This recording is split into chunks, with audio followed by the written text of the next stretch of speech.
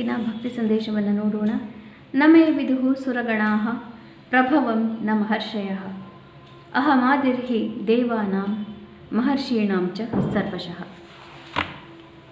ಬ್ರಹ್ಮನು ಕೂಡ ನನ್ನನ್ನು ತಿಳಿದಿಲ್ಲ. ದೇವಗಣಗಳೇ ಆಗಲಿ, ಯಾರೇ ಋಷಿಗಳೇ ಆಗಲಿ, ಯಾರೂ ನನ್ನನ್ನು ತಿಳಿದಿಲ್ಲ.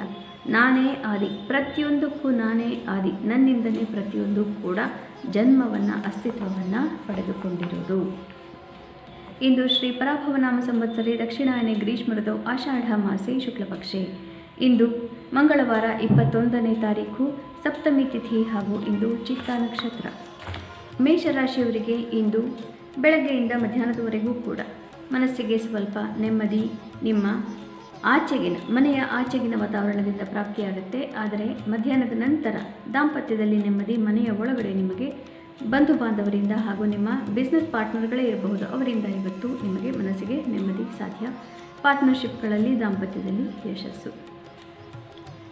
ವೃಷಭ ರಾಶಿಯವರಿಗೆ ಮಧ್ಯಾಹ್ನದವರೆಗೂ ಕೂಡ ನಾನಾ ರೀತಿಯ ಯೋಚನೆ, ಹಣಕಾಸಿನ ಬಗ್ಗೆ ತೊಂದರೆ ಕಾಡ್ತಾ ಇರಬಹುದು. ಮಧ್ಯಾಹ್ನವಾದ ನಂತರ ಒಮ್ಮೆಲೆ ಎಲ್ಲ ತೊಂದರೆಗಳು ಬಗೆಹರಿದಂತೆ ಆತ್ಮವಿಶ್ವಾಸ ತುಂಬ ಚೆನ್ನಾಗಿ ಹೆಚ್ಚಾಗುವುದು. ಮಿಥುನ ರಾಶಿಯವರಿಗೆ ಮಧ್ಯಾಹ್ನದವರೆಗೂ ಕೂಡ ಮನೆಯಲ್ಲಿ ತಾಪತ್ರಯದಿಂದ ತೊಂದರೆ ಆಗ್ತಾ ಇರಬಹುದು. ಮಧ್ಯಾಹ್ನವಾದ ನಂತರ ಹಣಕಾಸಿನ ವಿಚಾರದ ಬಗ್ಗೆ, ಹೆಚ್ಚಿನ ಇನ್ವೆಸ್ಟ್ಮೆಂಟ್ಗಳ ಬಗ್ಗೆ ಹೆಚ್ಚಿನ ಗಮನವನ್ನು ಕೊಡಬೇಕಾಗುತ್ತೆ. ಹಾಗೂ ನಿಮ್ಮ ಕ್ರಿಯಾತ್ಮಕತೆಯಿಂದ ಕೆಲಸಗಳನ್ನು ಸಾಧಿಸುವಂತಹ ಕಲಾವಿದರಿಗೆ, ಕೋಡಿಂಗ್ ಮಾಡ್ತಾ ಇರೋರಿಗೆ, R&Dಯಲ್ಲಿರೋರಿಗೆ ಅತ್ಯುತ್ತಮ. ಕರ್ಕ ರಾಶಿಯವರಿಗೆ ಮಧ್ಯಾಹ್ನದವರೆಗೂ ಕೂಡ ಎಲ್ಲವೂ ನಿಮ್ಮ ಪರವಾಗಿ ನಡೀತಾ ಇದೆ. ಮಧ್ಯಾಹ್ನವಾದ ನಂತರ ಒಮ್ಮೆಲೆ ಎಲ್ಲರೂ ನಿಮ್ಮಿಂದ ದೂರವಾದರೇನೋ ಅನ್ನುವಂತಹ ಭಾಸವಾಗುತ್ತೆ. ಮನಸ್ಸಿಗೆ ಸ್ವಲ್ಪ ಕಷ್ಟವಾಗುತ್ತೆ. ಹೀಗಾಗಿ ಮಧ್ಯಾಹ್ನದ ನಂತರ ಮುಖ್ಯ ನಿರ್ಧಾರಗಳು ಬೇಡ. ಸಿಂಹರಾಶಿಯವರಿಗೆ ಮಧ್ಯಾಹ್ನದವರೆಗೂ ಸಂಸಾರದಲ್ಲಿ ಅನೇಕ ತೊಂದರೆಗಳನ್ನು ನೀವು ನಿಭಾಯಿಸ್ತಾ ಇರ್ತೀರಿ. ಮಧ್ಯಾಹ್ನವಾದ ನಂತರ ಬಂಧು ಬಾಂಧವರಿಂದ ಸಮ್ಮಿಲನ ಸಾಧ್ಯ. ಹೀಗಾಗಿ ಮನಸ್ಸಿಗೆ ಆಹ್ಲಾದ.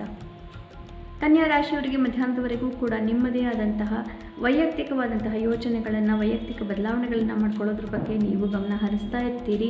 ಮಧ್ಯಾಹ್ನವಾದ ನಂತರ ಕುಟುಂಬದ ಬಗ್ಗೆ ಹೆಚ್ಚಿನ ಗಮನವನ್ನು ಕೊಡಬೇಕಾಗುತ್ತೆ.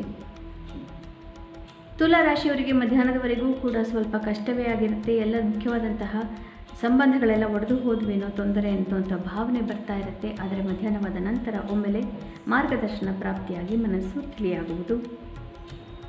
ವೃಶ್ಚಿಕ ರಾಶಿಯವರಿಗೆ ಮಧ್ಯಾಹ್ನದವರೆಗೂ ನಿಮಗೆ ಬೇಕಾದಂತಹ ಎಲ್ಲವೂ ಪ್ರಾಪ್ತಿಯಾಗ್ತಾ ಇರುತ್ತೆ. ಮನಸ್ಸಿಗೆ ನೆಮ್ಮದಿ, ಇಷ್ಟಾರ್ಥ ಸಿದ್ಧಿ. ಮಧ್ಯಾಹ್ನವಾದ ನಂತರ ಎಲ್ಲವೂ ಬದಲಾಗಿ ಬಿಡುತ್ತೆ. ಒಮ್ಮೆಲೆ ಎಲ್ಲರೂ ನಿಮ್ಮನ್ನು ಬಿಟ್ಟು ಹೋದ್ರೇನು ಅನ್ನುವಂತಹ ತೊಂದರೆ ನಿಮ್ಮನ್ನು ಕಾಡಬಹುದು.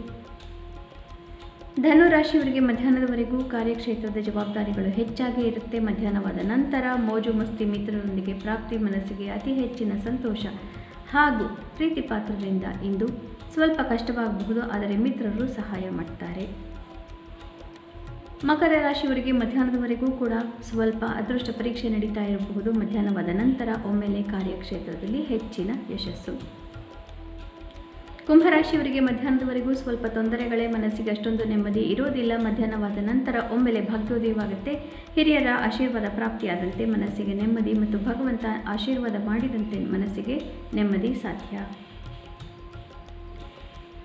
ಮೀನರಾಶಿಯವರಿಗೆ ಮಧ್ಯಾಹ್ನದವರೆಗೂ ಕೂಡ ನಾನಾ ರೀತಿಯ ಯೋಚನೆಗಳಿಂದ ಸ್ವಲ್ಪ ಕಷ್ಟವನ್ನು ಪಡ್ತಾ ಇರ್ತೀರಿ. ಆದರೆ ಮಧ್ಯಾಹ್ನವಾದ ನಂತರ ಒಮ್ಮೆಲೆ ಅನೇಕ ರೀತಿಯ ತೊಂದರೆಗಳಿಂದ ಪರಿಹಾರ ಪ್ರಾಪ್ತಿಯಾದಂತೆ ಮನಸ್ಸಿಗೆ ಆಧ್ಯಾತ್ಮಿಕವಾಗಿ ಪ್ರಗತಿ ಸಾಧ್ಯವಾಗುವುದು. ಪುನಃ ನಾಳೆ ಭೇಟಿಯಾಗೋಣ. ಅಲ್ಲಿವರೆಗೂ ನಿಮಗೆ ತಿಳಿದೇ ಇದೆ, ಗೀತಾ ಶ್ಲೋಕಗಳ ಶ್ರವಣ ಪಠನ, ಮನನ ಲೇಖನವನ್ನು ಮಾಡೋದರಿಂದ ಭಗವಂತನ ಧಾಮವನ್ನು ಸೇರುವುದರಲ್ಲಿ ಸಂದೇಹವೇ ಇಲ್ಲ. ಶುಭಮಸ್ತು. ಶ್ರೀಕೃಷ್ಣ ಜಯತೆ.